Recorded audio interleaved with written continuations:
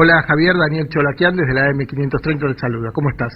¿Qué tal, Daniel? ¿Cómo estás? Muy bien acá, agradecido el llamado. No, por favor, agradecemos nosotros. Javier, hace unos días vos presentaste una denuncia respecto de una situación que se dio con los vecinos del barrio Mujica, que habían sido puestos en una situación de protección, aislamiento en hoteles de la ciudad, pero fueron devueltos a la ciudad fueron devueltos al barrio sin la protección necesaria. ¿Es así?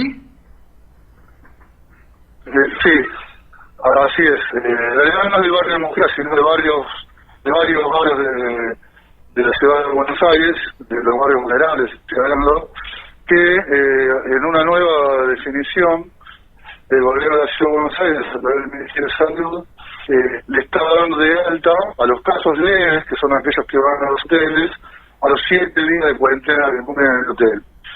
Y obviamente la preocupación general es que van sin un análisis de PCR negativo. Y digo eso también porque tiene que ver con las condiciones que puede tener cada uno en su vivienda. Probablemente algunos de nosotros podemos tener alguna facilidad en nuestra casa con padres aislados, pero está claro por lo que está pasando en la Villa 31, está pasando en la Bono de 14, en la Villa 20, las condiciones de habitabilidad son muy precarias, condiciones de hacinamiento. Ni hablar en la 31 que está todavía permaneciendo un problema con respecto al agua y la dificultad para poder higienizar correctamente. Claro. Y de ahí nuestra preocupación sobre esta situación, entendiendo que podrían terminar de cumplir, en ese caso, a que se no pueden tener mejores condiciones en su domicilio, en su hábitat, de terminar el proceso de alimento dentro de los hoteles. Javier, dijiste algo que me parece importante resaltar, que tiene que ver con que estas personas, que eran personas que estaban en situación, en lo que se llaman, embarcados en lo que se llaman casos sospechosos por su proximidad con casos positivos u otras situaciones, decías que fueron devueltos a sus viviendas sin el correspondiente análisis de PCR como para darles el alta. ¿Es así? Te corrijo algo, es decir, no son sospechosos, son positivos leves. Son ¿sí? Positivos leves. Claro. Peor aún. Es decir, peor aún, por eso la preocupación que generó, ¿no? A ver, los últimos estudios a nivel internacional están diciendo que al 10º día ya el virus no está tan circulando con la capacidad que tienen los primeros días. Se habla de 0,1 de posibilidad de contagio. Pero requiere la negatividad de un PCR para poder hacer eso. Eso es lo que establece el Ministerio de Salud de la Nación. Se puede ver esto en su página web. Se toman en cuenta 3 días previos del síntoma. Habitualmente uno no va directamente, sino que espera 1 o 2 días hasta ir a sacarse a un sector de salud para ver si están esperando el virus o si es COVID-19 y no es faringitis. Sí. Te estamos perdiendo. Si vos te puedes acercar a un lugar que esté más abierto de señal, porque estábamos perdiéndote recién con la señal. No sé si te estabas moviendo o no, pero te estábamos perdiendo. Estoy caminando por mi despacho. Nos pasa a todos cuando hablamos por celular. Bueno, nada, comentaba eso, ¿no? Que el Ministerio de Nación también toma en cuenta estas nuevas improntas a nivel internacional con respecto al aislamiento, pero sí la necesidad de tener un PCR relativo para devolverlo a su hábitat, a su casa, digamos, ¿no? Claro. Y eso nos estaba pasando. Sí, bueno, cualquiera que sabe lo que estaba pasando, por ejemplo, con las personas que vienen del extranjero, todas las personas que llegan por Ezeiza van a hoteles y a la semana le hacen un PCR y si da negativo, entonces le dan de alta, pero no sin esa PCR. Es grave que a estas personas que fueron positivas no las estén devolviendo a sus hogares sin el correspondiente PCR que marque negatividad de la carga viral. Sí, sobre todo por lo que está pasando en los barrios más populares, ¿no? Es decir, la Villa 31 es el foco más importante en cantidad de casos y en tan poco tiempo toda la Argentina. Claro. Y ahora hoy el Ministerio de Salud de Nación está llevando el programa Detectar a la 1114, donde probablemente encontremos situaciones similares, y habría que tener un cuidado en particular en ese sentido, ¿no? Porque plantearle a alguien que le haya dado positivo el PCR después de 7 días de aislamiento, que se vuelva sin un PCR, que vuelva a constatar si está positivo o negativizado el virus, es una complejidad importante, ¿no? Aquí se abren dos cuestiones, una claramente sanitaria y otra claramente política, porque esa decisión no es sino una decisión política, ¿no? ¿Cómo analizan ustedes esa decisión en términos políticos? No, a ver, un poco vos lo planteabas, ¿no? ¿Cómo puede ser que alguien que viene de afuera se tome el recaudo sin que cumpla los 14 días y los habitantes de una villa como Ramón Carrillo, Fátima, que fueron los lugares particulares donde volvieron a su domicilio, atendiendo a que las condiciones de habitabilidad son muy precarias, están gestionando la posibilidad de que se vuelvan, digamos? Claro. E inclusive sin trasladarlos, ¿no? Para que por sus medios propios suban a un taxi o se tomen un colectivo, digamos, ¿no? Claro. Así que generó muchísima preocupación. No quiero... A ver, uno está tratando de ser muy cuidadoso cuando hablamos de la pandemia, porque no es momento de chicana ni de plantear cuestiones que nos dejen un lugar de no aporte, pero claramente se ve una diferenciación importante de acuerdo a la procedencia del enfermo, ¿no? Claro que sí. Dijiste algo también que es importante, porque el Ministerio de Salud o el Gobierno de la Ciudad de Buenos Aires, el Poder Ejecutivo, yo lo escuché al vicejefe de Gobierno, Santilli, decirlo, asegura que el tema del agua en la Villa 31 está solucionado, cuando todos sabemos que ni siquiera en las cañerías llegan a algunos sectores, especialmente de la 31 bis, llega el agua por ningún sistema, salvo alguna manguera que otra. Entonces, ¿qué pasa cuál es la realidad del agua en la Villa 31?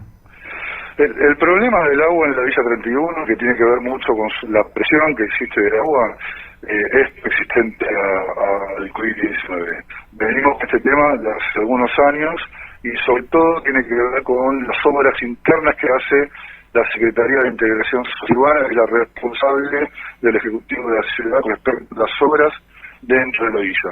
Lo que sí nosotros tenemos certeza es que AISA tiene la responsabilidad hasta llegar al barrio y está llegando la presión necesaria en la boca que abastece al barrio. Tuvo un problema AISA hace 2 semanas, pero eso se solucionó, e inclusive AISA se encargó de mandar los camiones cisternas para poder abastecer a los habitantes de la 31 mientras no se resolvía la obra que quedaba por fuera. Y ahí vemos una muy buena planificación, digamos. Es decir, en la Villa 31 el jefe de gobierno invirtió mucho recurso a través de Diego Fernández, que es el titular de la CISU, como se llama a la Secretaría de Integración Sociourbana, y la realidad es que, ¿por qué se priorizó, por ejemplo, la construcción del Ministerio de Educación, que tiene agua, que tiene todos los servicios de carga resueltos, y no el de los barrios? Entonces es qué priorizamos y qué no. Y ahí hay que ver gran parte del problema, ¿no?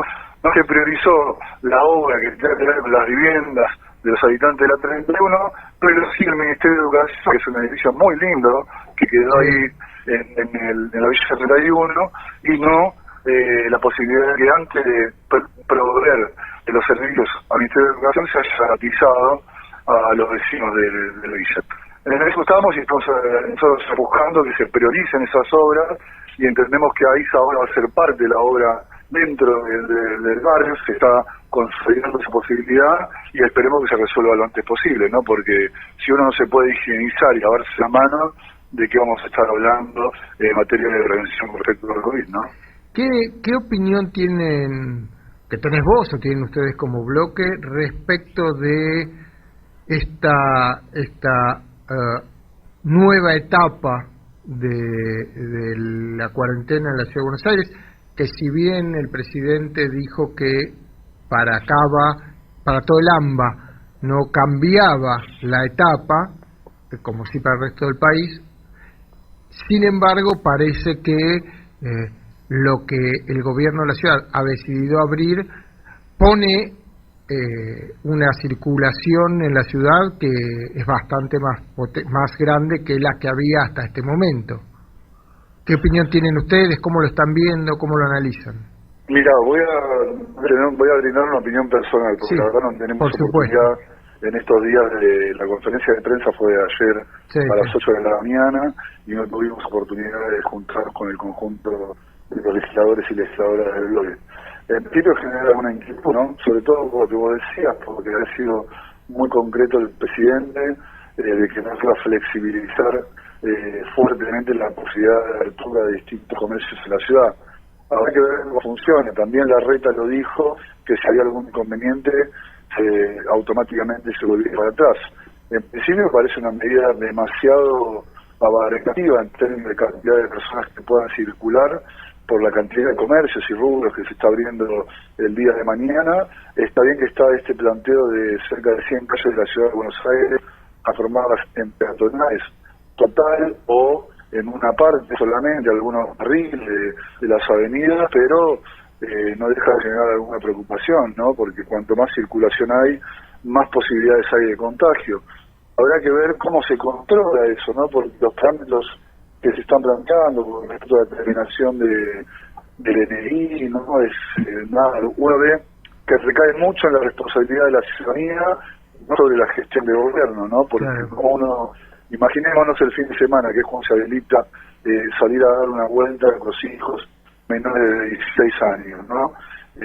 ¿Cómo? Digo, a ver, confiamos, porque la verdad la gente se ha comportado muy bien, ¿no? De manera solidaria, entendiendo desde mi punto de vista como peronista esta idea de comunidad organizada, ¿no? Sí, claro. Pero en una apertura tan fuerte puede llevar a situaciones que veo de difícil control. Se entiende y se comprende la necesidad que algunos comercios que están con sus persianas bajas, sobre todo desde mi punto de vista, los pequeños comercios, ¿no? Sí. Que tengan la posibilidad de generar algún recurso. Pero la verdad que quisiera ver bien cómo funciona para que tengamos nosotros una discusión al respecto para ver qué propuestas se puede llevar adelante y cuál no. En principio, te digo sinceramente, genera alguna inquietud de cómo se va a llevar adelante este planteo que hizo este gobierno. Estamos conversando con Javier Andrade, que es diputado porteño, vicepresidente del bloque de Frente de Todos en la legislatura de la Ciudad de Buenos Aires. Javier, hay una visión de que el gobierno nacional, el gobierno de la provincia de Buenos Aires y el gobierno de la ciudad de Buenos Aires tienen un diálogo permanente en relación a las estrategias frente a esta pandemia, pero cuando uno mira también el recorrido de la política interna dentro de la Ciudad de Buenos Aires, ve que ustedes han hecho planteos respecto de la situación de los barrios populares, han hecho planteos respecto de el presupuesto, la emergencia presupuestaria que promueve el gobierno de la ciudad y que ha promulgado como ley, que han hecho planteos también respecto de, como vos me decías, la situación, el control sanitario de las poblaciones de mayor riesgo, y uno se pregunta, más allá de lo que se ve hacia afuera, el diálogo entre jefe de gobierno y gobierno nacional, ¿hay diálogo o hay posibilidades de intercambiar opinión entre la oposición, que en este caso son ustedes dentro de la Ciudad de Buenos Aires, y el gobierno de la ciudad? No, a ver, está claro, ¿no? Yo creo que son dos situaciones que van en paralelo. Tenemos muy claro que la conducción de Alberto Fernández en materia de cómo afrontar la pandemia del COVID-19 es un lugar de conducción del proceso donde vemos con beneplácito que con el conjunto de los gobernadores, entendiendo que la ciudad de Buenos Aires y el área del conurbano bonaerense, con lo que conforma el AMBA, haya tenido una tarea en conjunto y que Rodríguez Larreta se haya puesto a disposición para que eso se lleve adelante.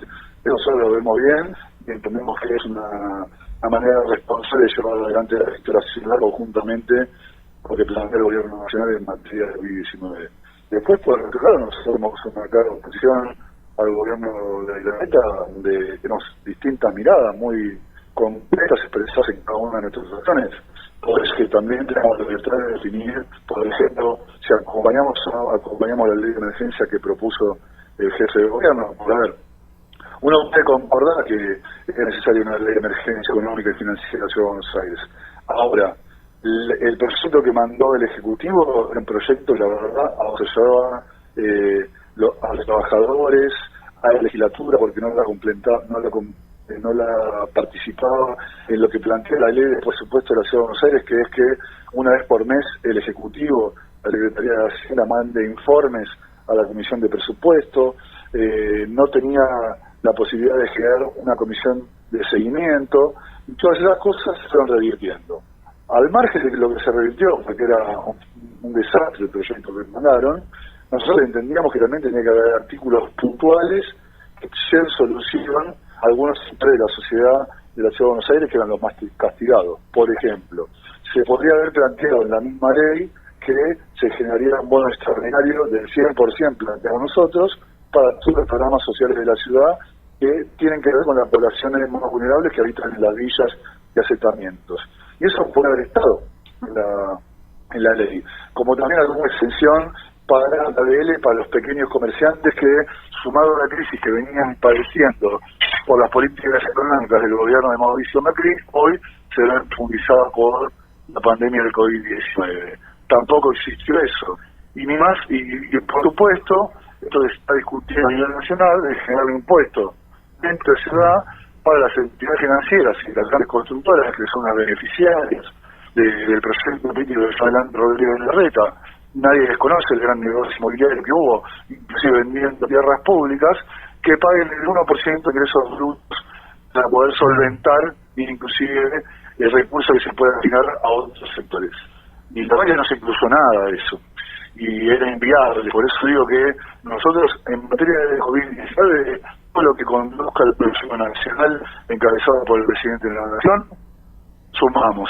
Y nos parece correcto que la Reta se sume a esa idea de conducción del presidente sobre el COVID-19 y la pandemia. Después tenemos diferencias y queremos saber a dónde va el dinero que plantea la reforma, la ley de emergencia económica en la ciudad, porque es muy bien lo que ha quedado, por hay cosas como que se mejoraron, pero que da la discrecionalidad absoluta al jefe de gobierno sobre el total de presupuesto de la ciudad de Buenos Aires para asignar partida en donde le parezca.